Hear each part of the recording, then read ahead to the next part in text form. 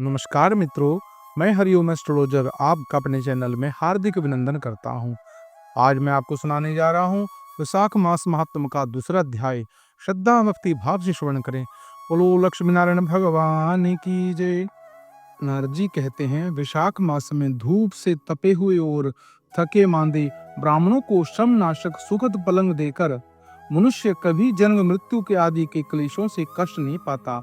जो विशाख मास में पहनने के लिए कपड़े और बिछावन देता है, वह उसी जन्म में सब भोगों से संपन्न हो जाता है और समस्त पापों से रहित हो ब्रह्म निर्वाण मोक्ष को प्राप्त करता है।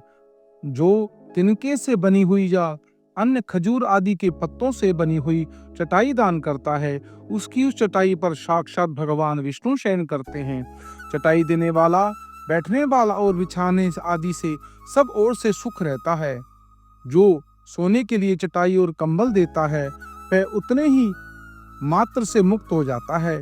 निद्रा से दुख का नाश होता है, निद्रा से थकावट दूर होती है, निद्रा चटाई और सोने वाले को सुख पूर्वक आ जाती है।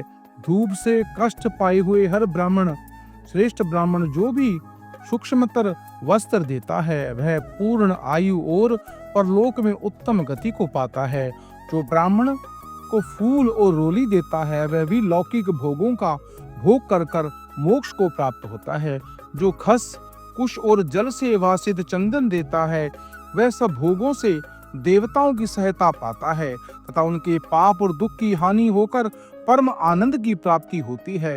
विशाख के धर्म को जानने वाला जो मनुष्य गोलोचन और कस्तूरी का दान करता है, वह तीनों तापों से मुक्त होकर परम शांति को प्राप्त होता है। जो विश्रामशाला बनवाकर प्याऊ सहित ब्राह्मण को दान करता है, लोकों की अधिपति होता है। जो सड़क के किनारे बगीचा, पोखरा, कुआं और मंडप आदि बनवाता है, वह धर्मात्मा है। उसे पुत्रों की क्या आवश्यकता है। उत्तम शास्त्र का श्रवण, तीर्थ यात्रा, सत्संग, जलदान, अन्नदान, पीपल का वृक्ष लगाना तथा पुत्र, इस सात को विज्ञ पुरुष सनातन मानते हैं। जो विशाख मास में ताप नाशक तर्क दान करता है, वह भी पृथ्वी और विद्वान और धनवान होता है। धूप के समय मट्ठे के समान कोई दान नहीं है, इसलिए रास्ते के थके मांदे ब्राह्मणों को मट्ठा देना चाहिए। जो विशाख मास में धूप की शांति के लिए दही और खांड दान करता है, वह भी विष्णु प्रिय। विशाख मास में जो अच्छा चावल देता है, वह पूर्ण आयु और संपन्न यज्ञों का फल पाता है। जो पुरुष ब्राह्मण के लिए गोघृत अर्पण करता है, वह अश्वमेध यज्ञ का फल पाकर विष्णु लोक में आनंद का अनुभव करता है। जो दिन के ताप की शांति के लिए संध्या काल में ब्राह्मण को ऊख दान करता है, उसको अक्षय पुण्य की प्राप्ति होती है। जो विशाख मास में शाम को ब्राह्मण के लिए फल और शरबत देता है, उसे पितरों को निश्चय ही अमृत पान का अवसर प्राप्त होता है। जो विशाख महीने में पके हुए आम के फल के साथ शरबत देता है, उसके सारे पाप निश्चय ही नष्ट हो जाते हैं। जो विशाख मास की अमावस्या को पितरों के उद्देश्य से कस्तूरी, कपूर, वेला और खस की सुगंध से वासित शरबत से भरा हुआ घड़ा दान करता है, वह छया नावे घड़ा दान करने से पुण्य प्राप्त करता है।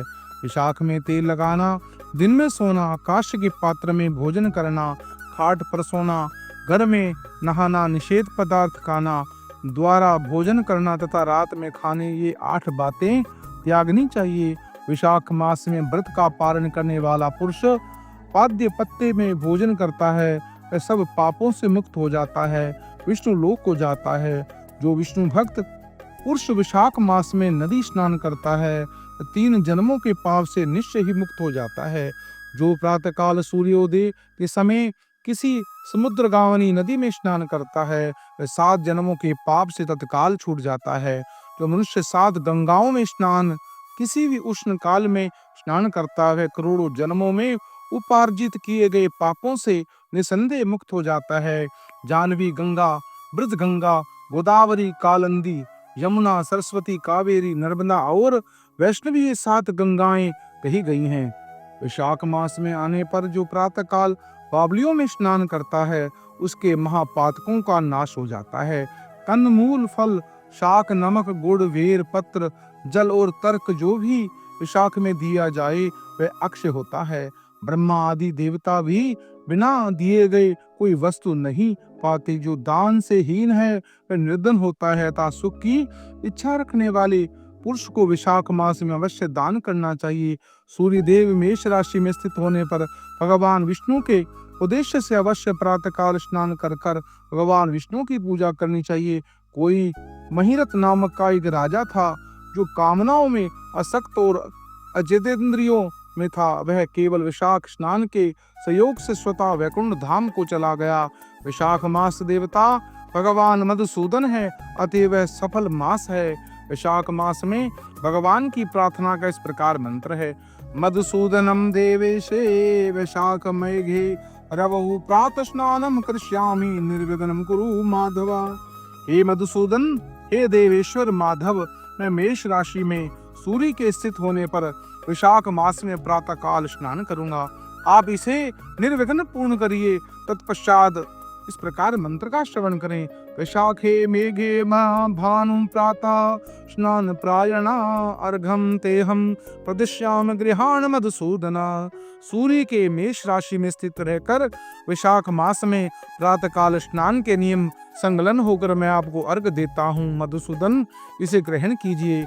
इस प्रकार अर्घ समर्पण कर कर स्नान करें। फिर वस्त्रों को पहनकर संध्या तर्पण आदि सब कर्मों को पूर्ण कर कर विशाख मास में विकसित होने वाले पुष्पों से भगवान विष्णु की पूजा करें।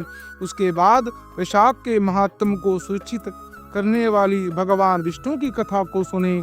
ऐसा करने से कोटि जन्मों के पापों से मुक्त होकर मनुष्य मोक्ष को प्राप्त होता है।